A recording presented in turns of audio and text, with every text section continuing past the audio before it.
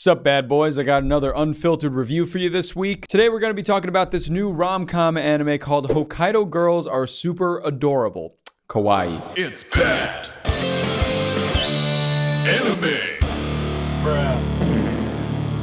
So first we're going to run through the plot, and then we're going to assess if it's good or it's bad. Considering there's been a large influx of rom-com animes lately, it's kind of hard to stand out, so let's see if this one did it. So quick plot synopsis for you all. Obviously, we're in Hokkaido. The main character's name is Tsubasa Shiki. Tsubasa Shiki arrives in Hokkaido. He moves there from Tokyo, where he was a very unremarkable person. And he moves to Hokkaido, and he is now a remarkable person because he is from Tokyo. It's kind of like he's a Tokyo 5, but a Hokkaido 9. And everything really gets underway when he meets the other main character of this show, Minami Fuyuki. She's blonde. She's, I guess, a gal or a gyaru, as they kind of talk about in the show. They meet at a bus stop because Tsubasa got out of a car that was taking him to his new house in Hokkaido because he decided he wanted to walk.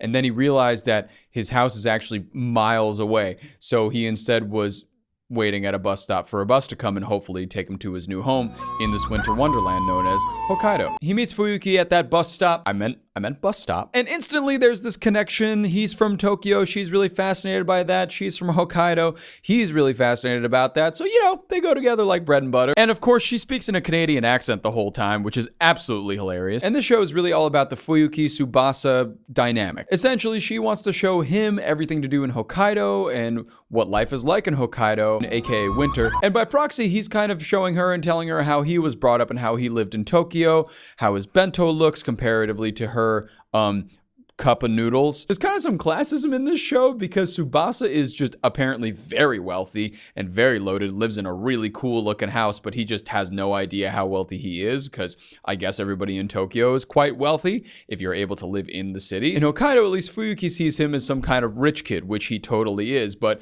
he's at least a nice guy. Tsubasa eventually meets another girl named Sayuri on a ski trip because, duh, Hokkaido. And she's kind of that video game loving, quiet girl trope that sweats a ton. They form a friendship, and then it leads to Sayuri forming a friendship with Fuyuki, but there's always an underlying tone of Fuyuki and Tsubasa. Are they not gonna?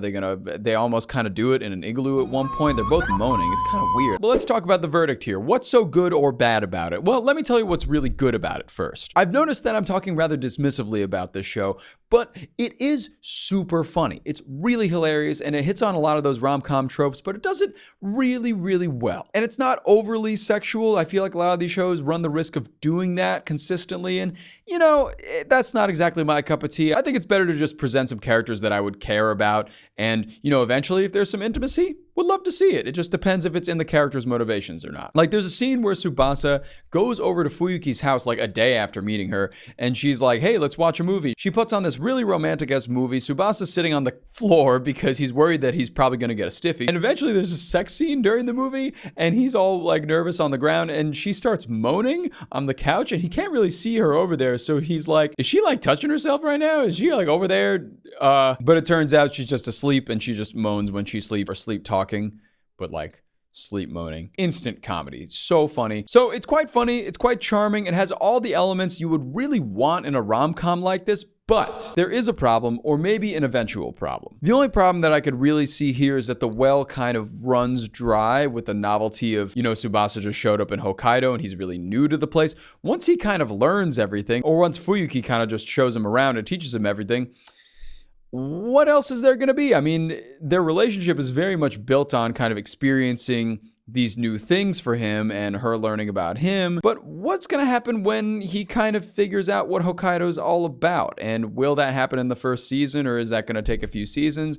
Is it going to feel like it's going to drag? These aren't things that I picked up on happening in the show currently, but they are things that I think could make this a bit stale going forward. Once again, that's not a knock on the show itself. I think it's a really fun time. I think you should definitely give it a watch if you're a fan of like the romantic side of anime or kind of the rom-com side of things. Got some great humor, got some good charm, and I definitely recommend it. It's a fun ride. Officially rating it, not bad. If you want to listen to our full podcast about it, you can click the links below. And until next time, keep it cool, bad boys. Hokkaido cool.